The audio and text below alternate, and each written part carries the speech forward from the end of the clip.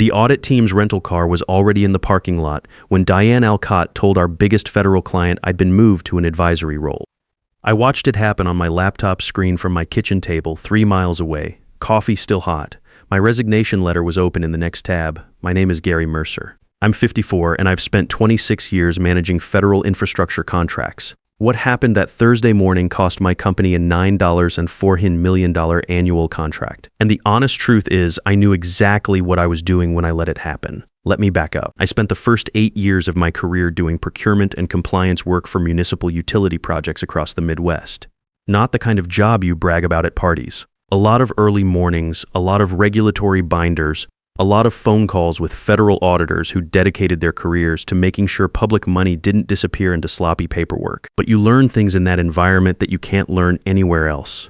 Documentation isn't a formality. It's the only thing standing between your company and a very expensive federal problem.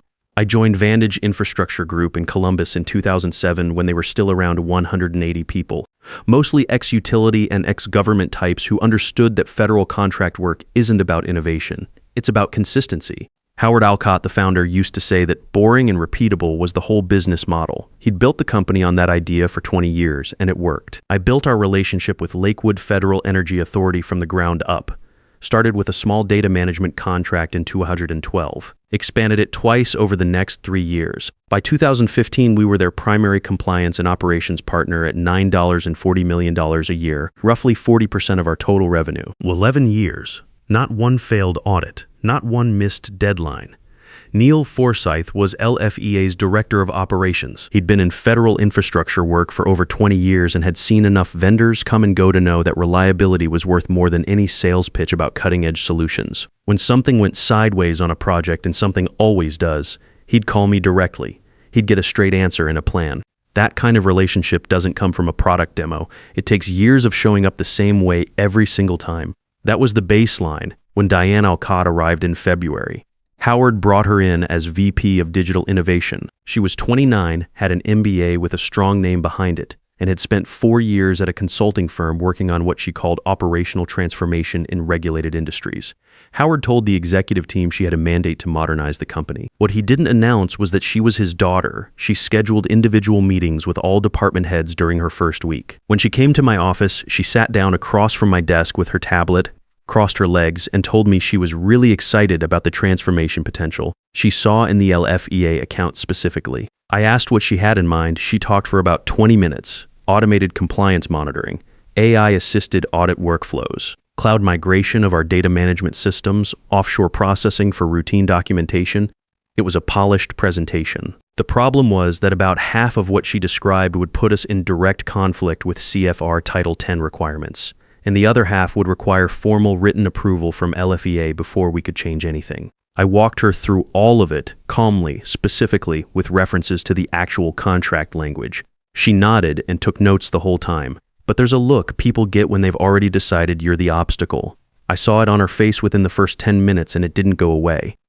2 weeks later, she called my workflow legacy overhead in a company-wide meeting. She didn't use my name. She didn't need to. I started keeping records that same afternoon, every email, every meeting note, every instruction that looked like a compliance problem in waiting. 26 years in federal contract work teaches you one thing above everything else.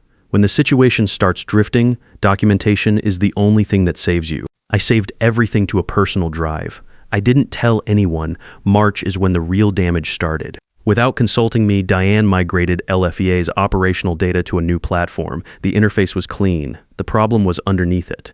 The migration had stripped out all the metadata attached to every document in the system. Reviewer IDs, approval timestamps, sign-off chains, all of it gone. In federal compliance work, that metadata isn't a technical detail. It's the legal record that proves your process actually happened the way you said it did. My team found out on a Monday morning when they couldn't generate the quarterly audit package. I called Diane immediately. She was in a meeting, but picked up. "Gary, this is exactly the kind of legacy dependency we need to move past," she said. "The new platform has version control built in. It's more sophisticated than what we were running." I told her sophisticated wasn't the issue. CFR Title 10 required specific documentation protocols, and our auditors at LFEA expected a compliance report format that her new system couldn't produce. "We'll customize it," she said. "That's what the transition phase is for." The customization took 3 weeks. During that time, my team rebuilt the audit trails manually using backup spreadsheets. They worked nights. When Neil Forsyth called to ask why the monthly compliance report was late, first time in 11 years, I told him we were working through a system migration and everything would be back to normal within 2 weeks. He didn't push back, but I heard what wasn't said. I went home that evening, made a second pot of coffee, and sat at my kitchen table for a while, not angry, just clear. I knew what was coming. I just didn't know yet exactly when I was going to let it arrive. In April, Diane announced a new staffing structure across the company. She called it matrix management. The practical effect was that my most experienced compliance people were now splitting time across 3 different departments, and 2 of her hires from her old consulting firm were sitting in on LFEA-related work. They had no clearance or background to handle. I pulled one of them aside after a project meeting in the second week, asked him to walk me through how he'd classify a procurement request that touched controlled technical data. He looked at me like I'd asked him a question in a foreign language. He'd been on the account for 9 days. The near miss happened in May. One of Diane's new hires flagged a routine-looking email as a standard vendor procurement request and almost forwarded a package of controlled technical specifications to an overseas supplier. The classification header was buried in the document formatting. He hadn't been trained to look for it. I caught it before anything went out, but only because I still had eyes on every outgoing communication from the LFEA account. 2 days of internal incident documentation followed, security review, written statements, the whole process. I brought it to Diane that same afternoon. She listened, nodded, and said our classification procedures were probably more rigid than current industry standards required. I went straight from her office to Marty Reeves. Marty was our general counsel, 5'7" years old, 3 decades in federal contract law, the kind of man who chose his words carefully because he understood exactly what each one cost. I closed his office door, sat down, and put a folder on his desk. Inside were 10 weeks of printed documentation. Every email where I'd flagged a compliance concern and received a non-answer. Every process change Diane had implemented without client notification. The near-miss incident report, the metadata loss from the March migration, a summary of the audit trail gaps my team had identified across 6 active reporting periods. Marty read through it slowly. He didn't say anything for a while. Some of these exposure points are real, he said finally. Not potential. Real. I told him to keep the folder somewhere that wasn't on the company server. He looked at me for a moment, then put it in his desk drawer. Gary, he said, when's the next LFEA audit? I told him I already knew, Thursday the 14th. The quarterly audit team had a standing visit scheduled. It was on the federal calendar and had been for months. He nodded slowly. I could see him working through the implications. What I didn't tell him yet was what I was planning to do with that date. June arrived and Diane made her next move. She sent a company-wide email announcing that all major client communications would now be routed through her office to present a unified organizational voice. I was transitioning to a strategic oversight role. Her team would handle day-to-day client operations going forward. She copied LFEA's full leadership distribution list on the announcement. No prior conversation with me, no heads up to Neil Forsyth. Just a restructuring notice landing in his inbox on a Tuesday morning. He called me within 40 minutes. His tone had changed. Not angry, careful. The voice of someone who was already composing a paper trail in his head. Gary, I need to understand this restructuring. Are you still our operational lead on this contract? I gave him the most neutral explanation I could. Organizational evolution, modernization initiative, strategic realignment. He cut through it cleanly. That's not what our contract says. Section 8.1 names you as the primary operational contact. That's not a courtesy. It's a contractual requirement. Has that changed officially? Section 8.1. I had flagged that clause to Diane in a written email in March with the exact language highlighted. Her response had been that contract constraints could be negotiated around during the modernization process. I told Neil I'd get formal clarification from our leadership team within 24 hours. I went to see Howard that afternoon. I had known him for 11 years. I had never needed to have this kind of conversation with him before. I laid out everything, the compliance gaps, the metadata loss, the near miss, the audit trail issues Marty had confirmed in writing, the Section 8.1 question that Neil had just raised directly. Howard listened to all of it. Then he looked at Gerald's documentation for a long time without saying anything. Tom, he said. He meant Gary. Diane has a mandate here. We can't run this company the same way forever. I told him I wasn't arguing against change. I was telling him that the specific changes being made without regulatory review and without client approval were putting a $9.4 million contract at risk, and that 40% of our revenue didn't leave a lot of margin for a transition period if LFEA decided to act on Section 8.1. He said he'd talk to Diane. He said they'd find a middle ground. 2 weeks later, Diane accelerated her timeline. She announced that the quarterly business review with LFEA, already scheduled for Thursday the 14th, would be used to formally introduce her new service delivery model to the client. She would run the presentation. Her team would be on camera. I was listed on the agenda as available for strategic input if needed. What she didn't know or didn't check was that LFEA's compliance audit team had a standing quarterly visit scheduled for the same morning. It was a separate calendar event that ran independently of the business review. The audit team showed up on site at 8 a.m. The business review started at 9 a.m. by video. Both were happening simultaneously, and Diane had prepared for exactly one of them. I found out about the scheduling overlap on a Wednesday evening when Marty forwarded me the audit team's confirmation notice. He sent it without comment. I read it twice, then I opened a new document and started typing. The resignation letter took about 12 minutes to write. I'd been doing this long enough to know exactly what needed to be in it and what didn't. I saved it, printed one copy, and put it face down on the corner of my desk. Then I went to bed at a reasonable hour for the first time in weeks. Thursday morning, I was up at 5:15, made coffee, sat down at the kitchen table, opened my laptop. The resignation letter was still in a tab from the night before. I left it there. Our building had an exterior camera feed accessible through the company portal. At 5:48, I watched a gray sedan pull into the parking lot and 2 people get out carrying document cases. The LFEA audit team. They were 12 minutes early. I watched them badge into the building with their visitor credentials and disappear through the front entrance. I poured a second cup and waited. At 80:55, the video conference room on the second floor started filling up. I could see the feed through our internal meeting system. Diane was already there, running through her slides one more time. 2 of her hires sat off to the side with laptops open. The presentation setup looked professional. Clean graphics, good lighting, a title slide that read Vantage Infrastructure Group, Next Generation Service Delivery. At 9:02, the LFEA participants joined the call. Neil Forsyth, their compliance officer, a woman named Paula Reed, who had been doing federal audits for 15 years and had the kind of face that gave nothing away. 2 members of their operations team, 4 people total, all of them on camera from LFEA's main conference room. 3 floors below them, the audit team was already pulling files. Diane opened the presentation with a summary of what she called our transformation roadmap. Efficiency gains, modernized workflows, AI-assisted documentation review. She was confident and well-practiced. If you didn't know what was missing from every slide, it sounded like a compelling vision for the future. Paula Reed let her get through about 8 minutes before she asked the first question. Can you walk us through the current status of your CFR Title 10 compliance documentation for the Q2 reporting period? Diane said the documentation was being finalized through their new platform and would be delivered ahead of the formal deadline. Paula asked what the current completion percentage was. There was a pause. Diane looked briefly at one of her team members. He looked at his laptop. Neither of them said anything for a moment that went on slightly too long. We're in the final stages of the transition process, Diane said. The new system generates compliance reports in a more streamlined format that we think you'll find significantly more efficient. Paula wrote something down. Neil leaned forward. Diane, our audit team is on site with you this morning for the quarterly compliance review. They've flagged some gaps in the documentation packages they've pulled so far. I want to make sure we're aligned on what's available and what isn't. Diane's expression didn't change, but something behind it did. She hadn't known the audit team was already inside the building, or if she had known, she hadn't understood what it meant for this conversation. I wasn't aware there was a scheduling overlap, she said.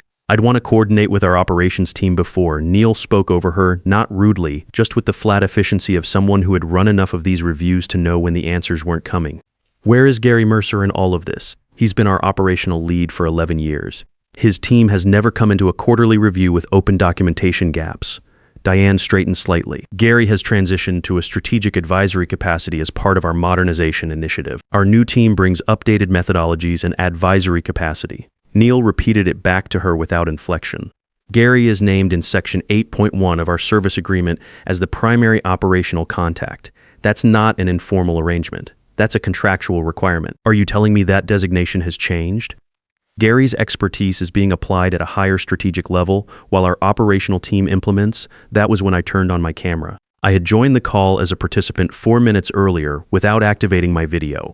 When my feed came on, the room on both ends went quiet. I was sitting at my kitchen table, coffee mug to the left, the resignation letter in my right hand, held up flat so the camera could read it. I gave it about 3 seconds. Enough for everyone to see what it was. "I want the record to be clear," I said. "Effective this morning, I'm no longer employed by Vantage Infrastructure Group. The next generation service delivery is all yours, Diane." I looked directly at Neil's camera. "Good luck with your audit." I closed the laptop. For about 30 seconds, I just sat there. The coffee was still warm. Outside the kitchen window, the neighbor's dog was doing its usual slow walk across the backyard. Normal Thursday morning. I wasn't angry, I wasn't nervous. I'd been doing this work for 26 years and I knew exactly what I'd just set in motion. The audit team was inside the building with no one who could answer their questions. The compliance documentation for Q2 was incomplete. The new platform couldn't generate a CFR-compliant report package. The 2 people on Diane's team who knew the LFEA systems best had been rotated to other departments 6 weeks earlier. Section 8.1 was sitting in the contract like it had been sitting there for 11 years, waiting for exactly this moment. I refilled my coffee, went to my desk, and pulled out my personal laptop. The one I'd been using for the past 3 months to save every email, every compliance gap report, every incident notice. I opened my resume file and started updating it. I had a reasonable sense of how the rest of the day was going to go, and I wasn't planning to spend it watching my phone. At 11:14, Marty Reeves sent a single text message. No greeting, no context. "LFEA Legal just called. Section 8.1. I put the phone face down on the desk and kept typing.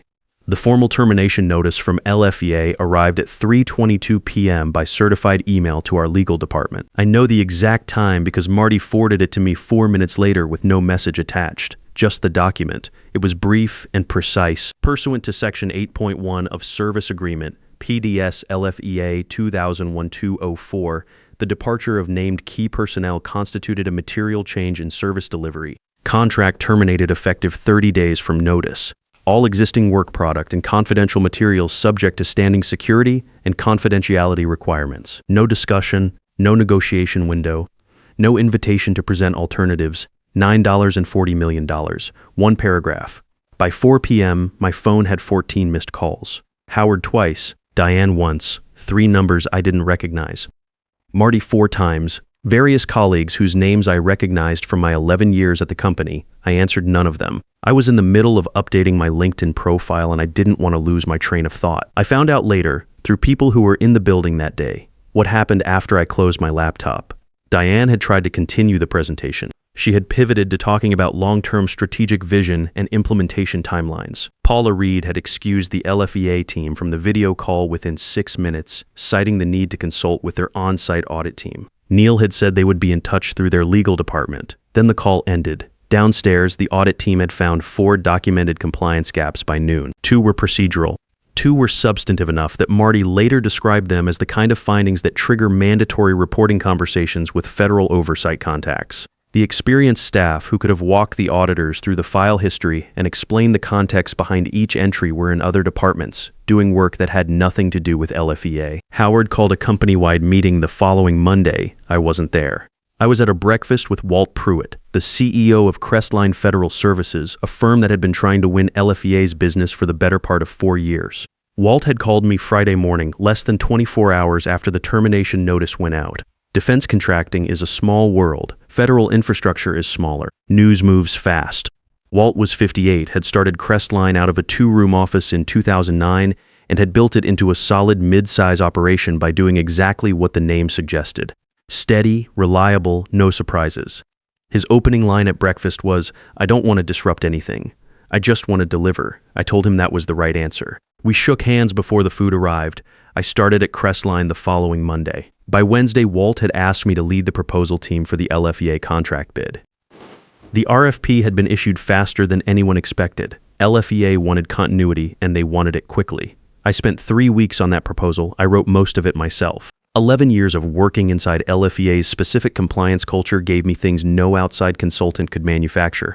I knew how Paula Reed's audit team organized their review process. I knew which documentation formats Neil Forsyth flagged as clean versus which ones made him ask follow-up questions. I knew the 3 recurring pain points in their quarterly reporting cycle that every previous vendor had treated as minor and that LFEA's team had quietly wished someone would actually fix. I wrote all of it into the proposal, not as a sales argument, just as a plan that showed we understood the work. We submitted on a Friday. I went home, made dinner, watched some TV, and went to bed at a normal hour. Neil Forsyth called me on a Tuesday morning 6 weeks later.